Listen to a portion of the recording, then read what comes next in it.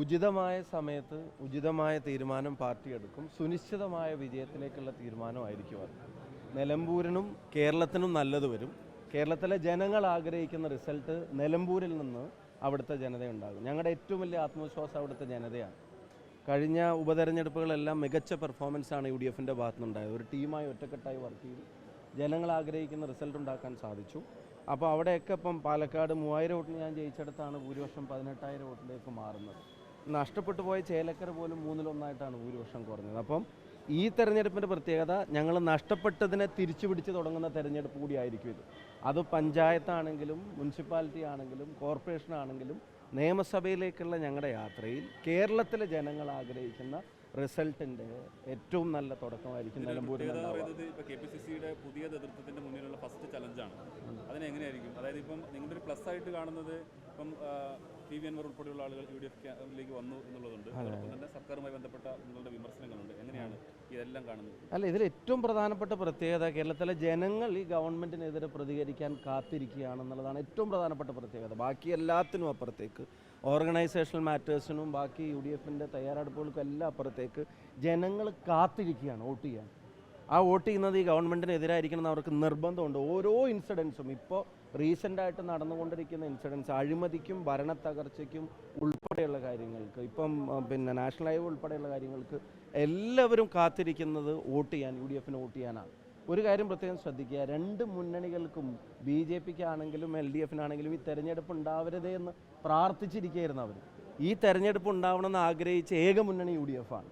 ഈ തെരഞ്ഞെടുപ്പ് കൊണ്ട് ഗുണം കിട്ടാൻ പോകുന്ന ഏക മുന്നണി UDFും കേരളത്തിലെ ജനങ്ങൾക്കുമായിരിക്കും ഈ തെരഞ്ഞെടുപ്പ് കൊണ്ട് ഗുണം കിട്ടാൻ പോകുന്നത്.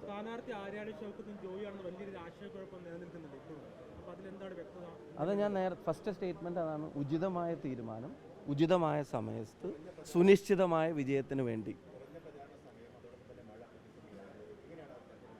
അല്ല, പ്രചരണം ജനങ്ങൾക്കിടയിൽ നിരന്തരം നടന്നുകൊണ്ടിരിക്കുക. ജനങ്ങൾ ഇതിൻ്റെ ഈ പ്രചരണങ്ങളുടെ എല്ലാ കാര്യങ്ങളും ജനങ്ങൾ അറിയുന്നുണ്ട്. ഇനിയിപ്പോൾ എലക്ഷൻ വർക്കാണ്, അതിൻ്റെ മുന്നൊരുക്കങ്ങളും പാർട്ടിയും മുന്നണിയും കൃത്യമായിട്ട് നടത്തിയിട്ടുള്ള സ്ഥലമാണ് നിലമ്പൂർ.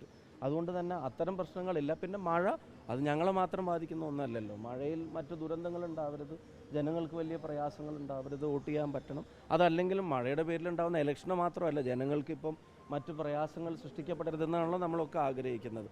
അങ്ങനെ ഉണ്ടാവരുത് എന്ന് ആഗ്രഹിക്കുന്നു, പ്രാർത്ഥിക്കുന്നു. അതേസമയം തന്നെ മഴയിൽ മറ്റൊരു പ്രധാനപ്പെട്ട ആശങ്ക എന്താ? ഇപ്പോൾ ഈ കെട്ടിപ്പൊക്കി വെച്ചിരിക്കുന്ന അവകാശവാദങ്ങൾ മാത്രമല്ല ഇടിഞ്ഞു പൊഴിഞ്ഞു വിടുന്നത്. ഇപ്പം കഴിഞ്ഞ ദിവസം നമ്മൾ കേട്ട വാർത്ത എന്താ? കാസർഗോഡ് നിന്ന് കേട്ട എന്താ? വടകരയുടെ പ്രദേശങ്ങളിൽ നമ്മൾ കാണുന്നത് എന്താ? കുരിയാട് നമ്മൾ കണ്ടത് എന്താ? അപ്പം ഗവൺമെൻറ്റുകൾ, രാജ്യം ഭരിക്കുന്നവരും സംസ്ഥാനം ഭരിക്കുന്നവരും അവരോട് ജനങ്ങളുടെ കാര്യങ്ങൾക്ക് പ്രാമുഖ്യം കൊടുക്കാത്ത ആളുകൾക്കെതിരായിട്ട് ജനങ്ങൾ പ്രതികരിക്കാൻ നിൽക്കുകയാണ്.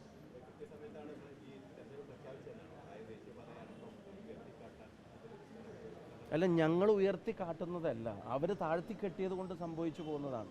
ഞങ്ങൾക്ക് എന്തെങ്കിലും തകർച്ച ഉയർത്തിക്കാട്ടാൻ വ്യഗ്രത കൊണ്ട് നിൽക്കുന്നവരല്ല. പറയുന്ന നിർദ്ദേശങ്ങളും ആളുകളും ജനപ്രതിനിധികളും തദ്ദേശ സ്ഥാപനങ്ങളും ആളുകളൊന്നും പറയുന്നൊന്നും ചെവി കൊള്ളാൻ ആരും തയ്യാറാവാതെ ആകെ അവകാശവാദ വ്യഗ്രത മാത്രമായിരുന്നു കാണിച്ചിരുന്നത്. ഇതൊക്കെ മുൻപ് തന്നെ പറഞ്ഞിട്ടുള്ള പ്രശ്നങ്ങളാണ്. അപ്പം ഞങ്ങൾക്ക് എന്തെങ്കിലും തകർന്നു പോകുന്നതിൽ ആഹ്ലാദമുള്ള ആളുകളല്ല ഞങ്ങൾ. പക്ഷേ ജനങ്ങളുടെ താല്പര്യങ്ങളെ താഴ്ത്തിക്കെട്ടിയവർക്കെതിരെ പ്രതികരിക്കാൻ ജനങ്ങൾ കാത്തിരിക്കുകയാണ്. അതൊന്നും നേരത്തെ പറഞ്ഞു. UDF നേതൃത്വം കൃത്യമായിട്ടുള്ള ധാരണ അതിനെ സംബന്ധിച്ച് ഉണ്ടാക്കിയിട്ടുണ്ട്. പിന്നെ കാര്യങ്ങൾ ഇപ്പോൾ UDFൻ്റെ തീരുമാനം ഉണ്ടാവും. എല്ലാ നിർദ്ദേശങ്ങളും പരിഗണിച്ച് ആഗ്രഹിച്ചു ഏറ്റവും നല്ല സ്ഥാനാർത്ഥിയെ ഏറ്റവും ഉചിതമായ സമയത്തുണ്ടാവും. ഇപ്പം ഒരു കാര്യം കൂടെ നിങ്ങൾ ആലോചിക്കുക, ഇപ്പോൾ കഴിഞ്ഞ സർക്കാരിൻ്റെ 100ാം വാർഷിക ദിനത്തിൽ ആശാ വർക്കർമാരുടെ സമരത്തിൻ്റെ 100ാം ദിവസമായിരുന്നു. അവിടെ ആശാ വർക്കർമാരുടെ സമരത്തിന് നേതൃത്വം കൊടുത്ത് അവർ പറഞ്ഞു, ഞങ്ങളുടെ സമരത്തിൽ പങ്കെടുക്കുന്ന ആളുകളുടെ എണ്ണം എടുക്കാൻ സർക്കാർ ആളെ വിടുന്നുണ്ടെന്നുള്ളത്. സർക്കാരിന് മുമ്പിൽ ഇനി ബാക്കിയുള്ള ദിവസങ്ങളുടെ എണ്ണം ജനങ്ങൾ എടുത്തുകൊണ്ടിരിക്കുക. അതിൻ്റെ ഏറ്റവും വലിയ പ്രഖ്യാപനമായിരിക്കും നിലമ്പൂർ തെരഞ്ഞെടുപ്പ്. എന്താ സംശയം? ഉറപ്പായിട്ടുമായിരിക്കും.